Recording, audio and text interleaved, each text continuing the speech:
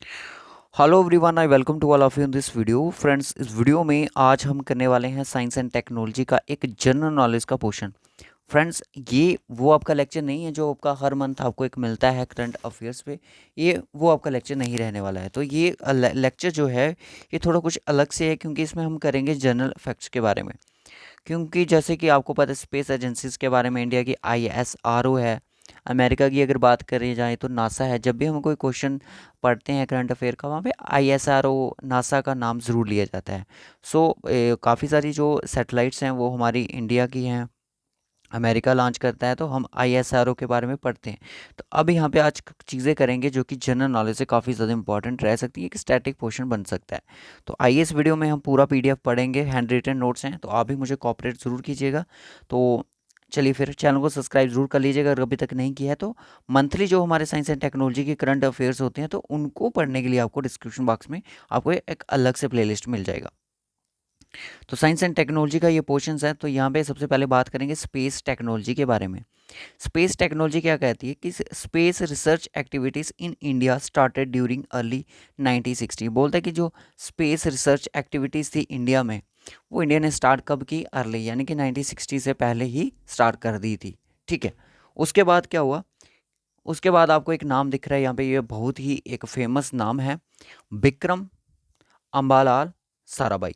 Vikram Ambalal Sarabhai was considered the father of Indian space programme. ये question बहुत बार SSC के एग्ज़ाम उठा लो, कोई भी एग्ज़ाम उठा सकते हो आप, जिसमें आपको गूगल पे सर्च कर लेना तो आपको पता चल जाएगा कि किस किस एग्ज़ाम में इस तरह का क्वेश्चन पूछा गया है। और इनको एक नाम से और भी मतलब कि फेमस हैं, ये किसके चीज़ के फाउंडर बोला गया? Founder of the physical research laboratory, यानी कि PRL के ये फाउंडर हैं। तो यानी कहाँ पे ये जो आपका लेबोरेटरी है, अगर मैं इसकी बात करूँ, लेबोरेटरी जो है अहमदाबाद में है। तो इस इनकी फाउंडेशन भी किसने की थी? विक्रम साराभाई ने की थी, जिनका नाम शॉर्ट नाम जिनको विक्रम साराभाई भी हम बोल सकते हैं। 1947 में इस PRL लेबोरेटरी की जो एस्टेब्लिशमेंट है वो हुई है। फाउंडर कौन है इसके? विक्रम साराभाई है। ठीक है, इस चीज़ को याद रखिएगा। अब यहाँ पे आता है कि इंडिया की फर्स्ट जो सैटेलाइट थी उसका नाम क्या है?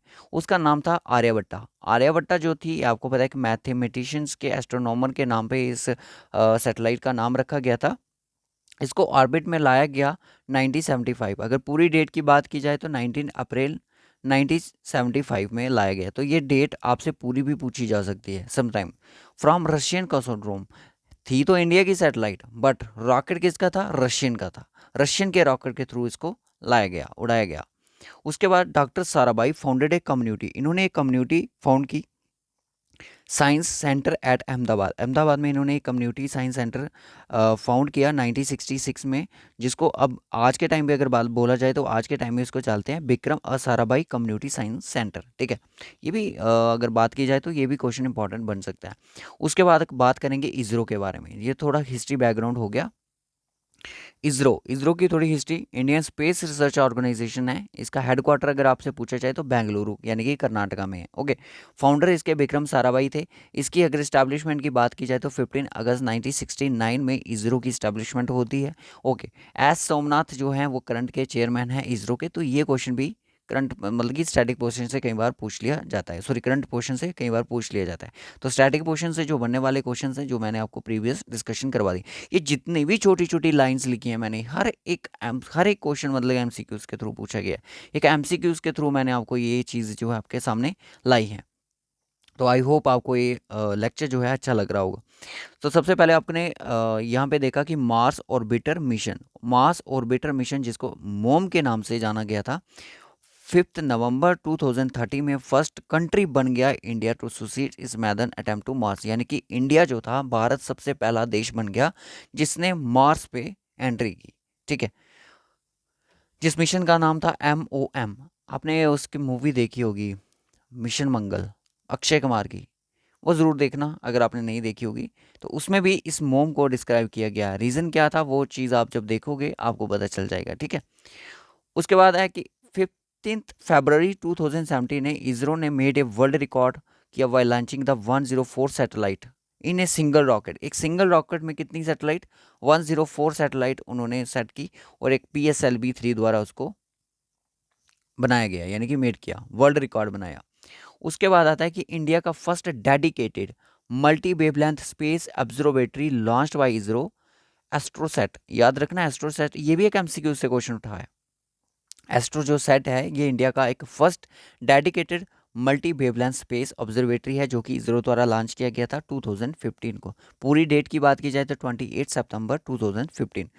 उसके बाद कार्टोसैट, कार्टोसैट की अगर हम बात करें तो फर्स्ट कार्टोसैट जो था first Indian remote sensing satellite थी, capable of providing the orbit stereo images. दोस्तों ये स्टैटिक पोर्शन से काफ़ी ज़्यादा इंपॉर्टेंट चीज़ें हैं। कार्टोसैट जो फर्स्ट था, बताइएगा कि which first Indian remote sensing satellite capable of providing orbit stereo images.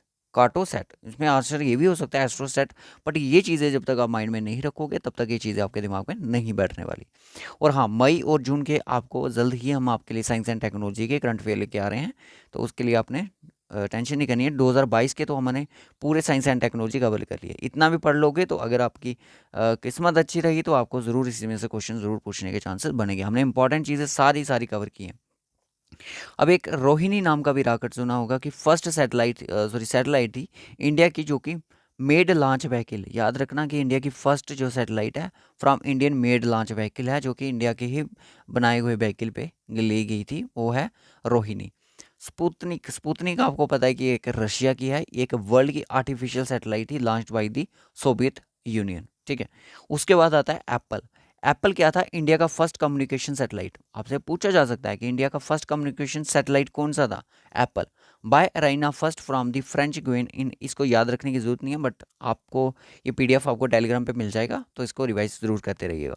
IRNSS, अगर आपने इससे ज़्यादा चीज़ें लिखी हैं तो वेल एंड गुड, अगर नहीं लिखी हैं तो इनको ज़रूर नोट कर लीजिएगा। Is the first Indian regional satellite launch the August 2017।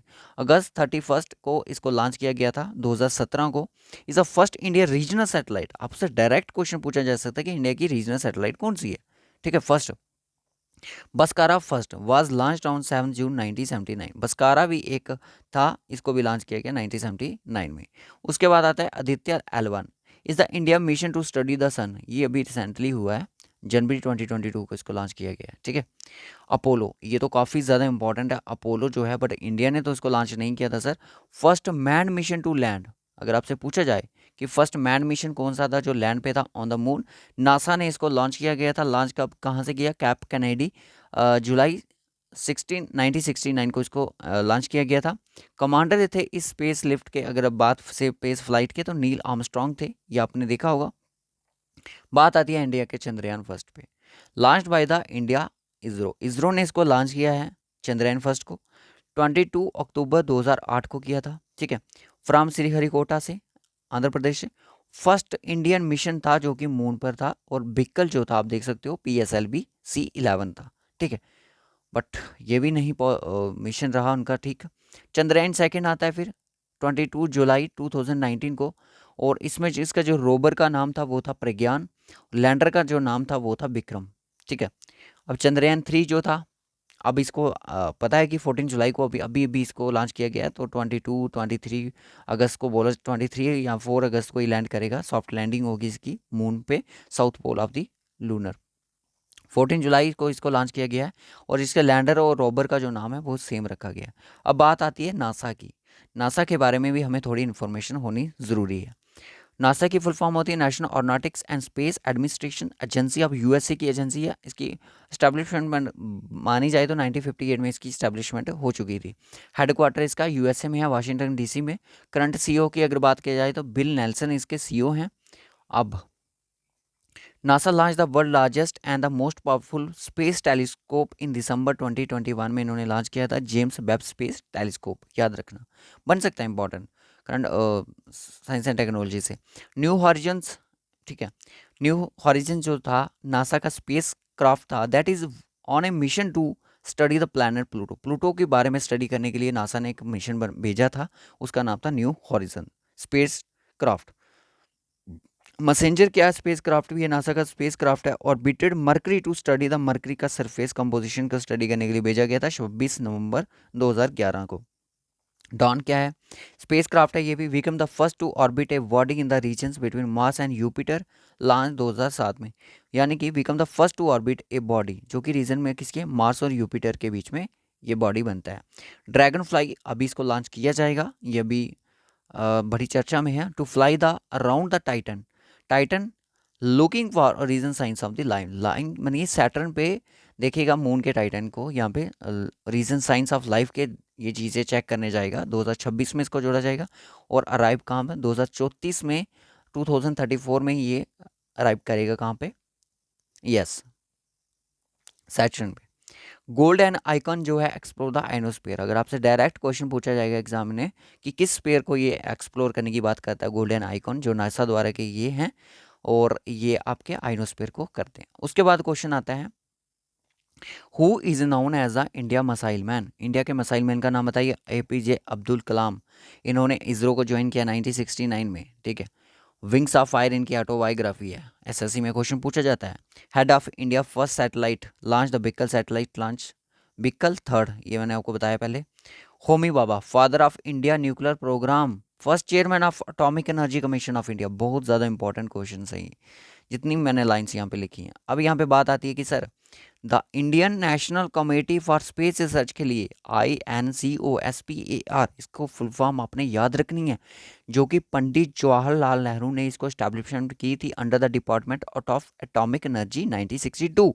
बाद में इस इनकॉस्पोर को ही बिकम कर गया INCR।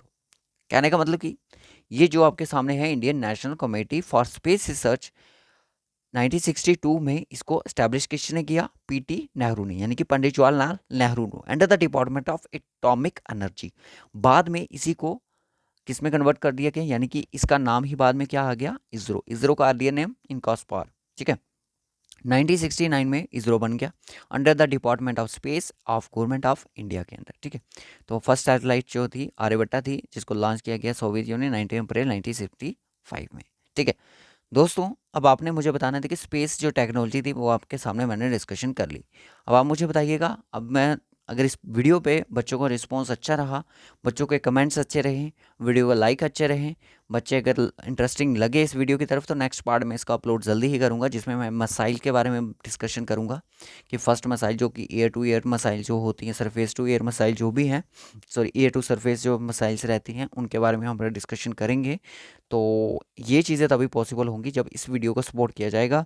तो अदरवाइज़ मैंने सिर्फ ये बच्चों का फीडबैक चेक करने के लिए की कि हमने एक जनरल पोर्शन जो साइंस एंड टेक्नोलॉजी का आपके लिए लाया है, आपको ये कैसा लगा, अच्छा लगा हो लाइक और शेयर ज़रूर कीजिएगा। नेक्स्ट वीडियो में हम इसके MCQs भी ज़रूर करेंगे आपके साथ, क्योंकि साइंस एंड टेक्नोलॉजी एक ऐसा टॉपिक है जो कि बहुत बच्चे कन्फ्यूज़न है कि इसमें फिजिक्स पढ़नी है कि केमिस्ट्री पढ़नी है या बायोलॉजी पढ़नी है, ठीक है। ये इसमें बहुत ज़्यादा दिक्कत है।